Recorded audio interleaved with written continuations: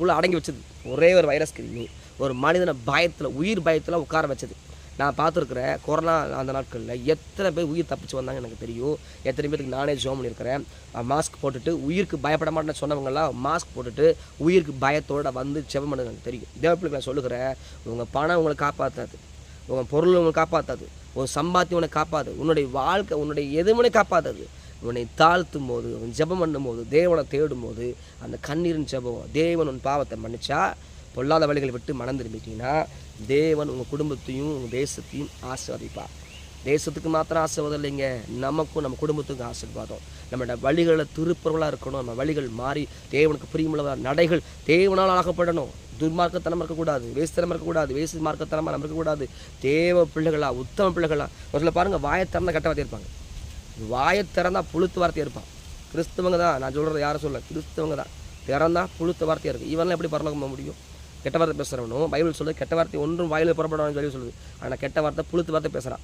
அவனுக்குள்ளே மறிச்சு போச்சு, அந்த ஆத்மா மறிச்சு போச்சு. அவன் எப்போ மறிப்பான்னு தெரியாது, எப்போ நரகத்துக்கு போகணும்னு தெரியாது. அதே பிள்ளைகளை சொல்கிறேன், என் நாமம் தரிக்கப்பட்ட என் ஜனங்கள் தங்களை தாழ்த்தி ஜெபம் பண்ணி தன் முகத்தை தேடி பொல்லாத வழிகளை விட்டு திரும்பினால் அப்பொழுது பரலோகத்தில் இருக்கிற நான் அதை கேட்டு அவரோட பாவங்களை மன்னித்து, நம்ம பாவங்களை மன்னிக்கணுங்க. பாவம் நிறைய பாவம் மன்னிக்கப்படாமல் இருக்குது தேசத்தில் செய்யப்பட்ட அருவருப்பான பாவங்கள் இன்னும் மன்னிக்கப்படவே இல்லை. மன்னிக்கப்படாத ஏகப்பட்ட பாவங்கள் இன்னும் இருக்குது. உங்களை தாழ்த்தி நீங்கள் மன்னிப்பு கேட்கும்போது தேவன் தேசத்துக்கு சேமத்தை கொடுப்பாருங்க. பாருங்க, வரப்போகிற நாட்கள் இன்னும் விலைவாசி இன்னும் அதிகமாக தான் போகுது, குறைந்து போகிறது இல்லை. பெட்ரோல் விலை குறைஞ்சிருக்கானா? இல்லை, பெட்ரோலில் நிறைஞ்சது இருக்குது. விலைவாசிகள் எல்லா அடிப்படையான பொருளாதாரத்தில் இன்றைக்கி எல்லா இடங்களில் நிறைவேற்று. இதெல்லாம் என்னதுக்கு வருது? பஞ்ச காலத்துக்கு ஆயத்தமாக இருக்குது. நான் என்னடா இவர் பேசுனா பிரசங்கம் பண்ணால் பயப்படுத்துகிற மாதிரி இல்லைங்க. இந்த வேதம் தான் சொல்லுது, உங்கள் பொல்லாத வழிகளை விட்டு நீங்கள் மனம் திரும்பி பாருங்கள், உங்கள் வாழ்க்கையை கர்த்தர் ஆசீர்வதிப்பார். எத்தனை பேர் பின்வாங்கி போயிருக்காங்க தெரியுங்களா? ஏகப்பட்ட பேர் பின்வாங்கி தன் ஆத்மாவை கெடுத்து தன் வாழ்க்கையை அழித்து எப்படியோ இருக்க வேண்டியவங்க எப்படியோ இருக்கிறவங்க. ஒரு கிறிஸ்தவனுக்கு நான் ஜெபம் பண்ணுறேன், அவன் தேவ பிள்ளை தான்.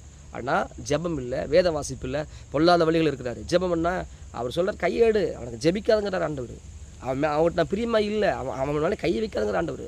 இன்றைக்கி நீங்களாம் கிறிஸ்தவனாக இருக்கிற உங்கள் மேலே கை வச்சோம்னா பரலோகத்தின் தேவன் என்ன சொல்லுவார்னு யோசிச்சு பாருங்கள். கர்த்தர் உங்களை குறித்து என்ன யோசிப்பார்? நீங்கள் முழங்கால் போட்டோன்னே உங்களை பார்த்து இன்னும் உண்மை வேலைக்காரன் பையன் வந்துட்டான்னு சொல்லுவாரான்னு இல்லை சொல்லுவாரா? இல்லை இவன் அகன்று போன்னு சொல்லுவாரான்னு சொல்லி கொஞ்சம் யோசித்து பாருங்கள். உங்களை தாழ்த்துங்க, அப்போ தான் தேசத்துக்கு சேமத்தை கொடுப்பாரு. நம்மளை தாழ்த்துனா நம்மளோட தேசத்துக்கு ஆசீர்வாதம், நம்மளை தாழ்த்துனா நம்ம குடும்பத்துக்கு ஆசீர்வாதம்.